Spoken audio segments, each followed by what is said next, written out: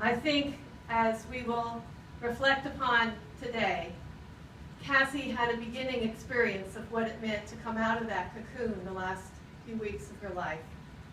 And now is experiencing that joy as well.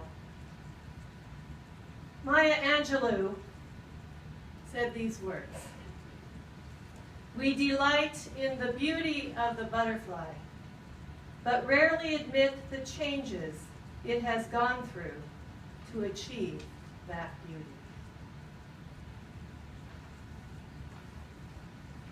We're going to have some wonderful sharing of memories. Some of you that were at the service on Saturday saw the video, so we're going to get to see that once again, that Bryce so beautifully put together. But first I'd like to read to you what Phyllis, her dear, dear friend on Harmony Lane, wrote about Cassie. I first met Cassie almost 20 years ago when I started work at Benedictine Nursing Center, and our friendship grew over the years. I can honestly say, though, that if I had just met her last week, we would still be friends. She was that kind of person. Whether it was a smile, an uplifting word, or a warm hug, she knew what to give at just the right moment. She was a friend that I could tell anything to and knew that she would understand. I never worried about my house being clean enough for her to visit because I knew she was there to see me, not the house. Over the years, we laughed together and cried together. We shared many things, both good and bad. Over the last few years, we were able to work together on the Harmony Lane unit at Benedictine. We quickly formed a family with our co-workers on Harmony Lane and enjoyed all the things that a work family shares. Cassie had such a warm, welcoming smile and was incredibly funny. She had a never-ending supply of short, silly, always clean jokes that she used to brighten everybody's day. She really knew how to have fun and was always willing to try something new, such as singing karaoke at a restaurant party with our Harmony Lane family just this last month. Cassie was the queen of Post-it notes, and no one was ever left out. If it was a reminder or an uplifting word, there it would be in yellow, waiting for you when you got to work. I think I can speak for all my coworkers and say that we miss that most of all. Cassie was an incredibly intelligent, gifted, and compassionate nurse. If you were lucky enough to be her patient or to work alongside her, then you know what I am talking about. Everyone always received a little piece of her heart along with the medicine or bandage change. She loved flowers, and she would often bring in a bouquet of flowers from her yard to give to a resident or co-worker just because. Or it might be a McDonald's yogurt parfait, a sandwich, a soda, donuts, clothing, a greeting card, or anything else that you might want or need to cheer you up. Cassie cared for the residents at Benedictine with the skill and expertise she gained over her many years as a nurse. She could act quickly in a crisis or provide calm comfort to a dying person all in the same day. Her caring and compassion was limitless. If she could not do something for you, then she would find someone who could. Cassie loved the days that she spent with her dad, Wally, and stepmother, Marvel. She would often share something about them at work, and it was clear how much they both meant to her. Most of her days off were spent with Wally and Marvel, at Benedictine helping out, volunteering in church, or anywhere else that she saw a need.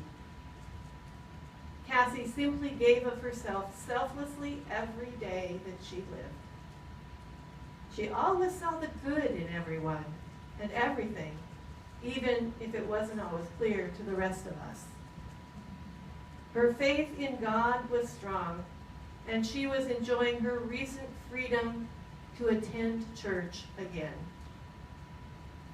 The last day of her life was a gift to all of us on Harmony Lane. She was so happy with her beloved dog Buddy fresh from his doggy spa in tow.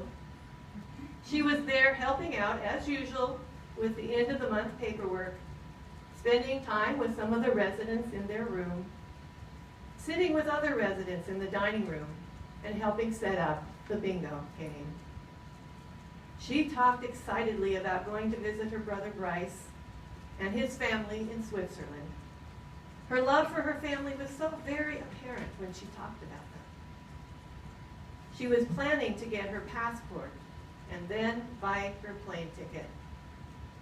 That is my last memory of her, laughing and so very happy. She left Benedictine that day and went straight up to heaven. The important things to Cassie had nothing to do with material things. All my memories of her include the people she loved and cared about, because that was always what mattered to her. If we can all take the time to care for each other every day, then we will truly be carrying out Cassie's work.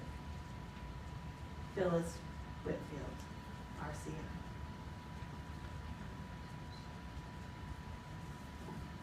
She was, because she always, I come out of the chapel, she's coming out of Harvey Lane, she never once saw me, but she did give me a beautiful smile. And I thought, oh gosh, that's sure nice. And then I got another smile and another smile as the days went by. And I thought, isn't that wonderful? And I knew her. I knew her from her description, but not from actually having talked to her or been introduced to her or anything. But I knew who that was just from the description of what people said about her. Some time ago, I had problems with my heart, and they took me to the hospital, and the